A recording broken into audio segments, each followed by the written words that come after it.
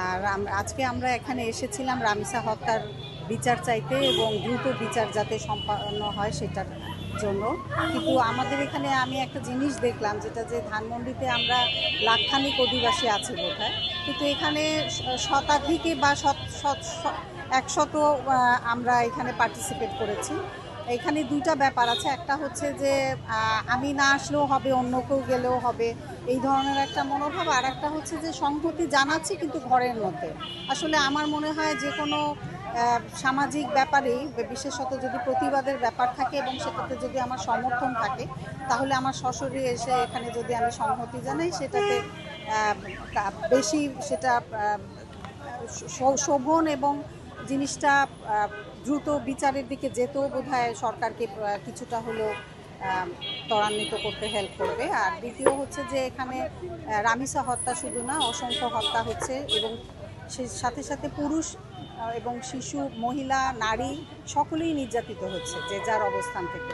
এটার শেষ হওয়া অতি দ্রুত শেষ হওয়ার জন্য কি করা যেতে পারে, আইনের সংস্কার করতে হলে এবং আইনের প্রয়োগ যথাযথ খুব জরুরি।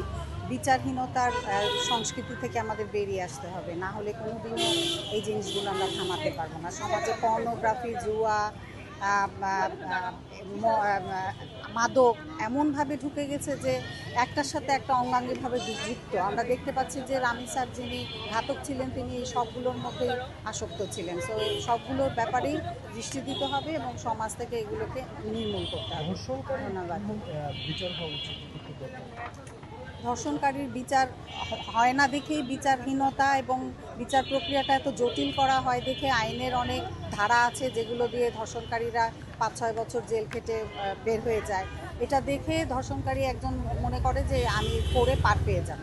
সো এই আইনের ধারাগুলো পরিবর্তন করতে হবে এবং যথাযথ প্রয়োগ করে সর্বোচ্চ শাস্তি যাতে নিশ্চিত করা যায় সেই বিষয়টা দেখা হয়নি। হয়েছে, জাজমেন্ট দেওয়া হয়েছে কিন্তু প্রয়োগ হয়নি। 1 বছর ধরে ফাঁসি কার্যকর হয়নি। না, এটা মানুষের মন থেকে আশা চলে যাচ্ছে।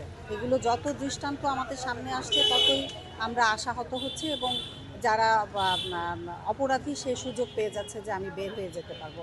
দ্রুত বিচার করে এবং দ্রুত বিচার যাতে সম্পাদন হয়, ফাঁসি হলে ফাঁসি, যাবজ্জীবন হলে যাবজ্জীবন, সেগুলো সরকারের অতি দ্রুত এগুলো বিষয়ে নজর দেওয়া উচিত। আমার নাম রওনা কারা চৌধুরী, আমি ধানমন্ডির অধিবাসী। Thank you.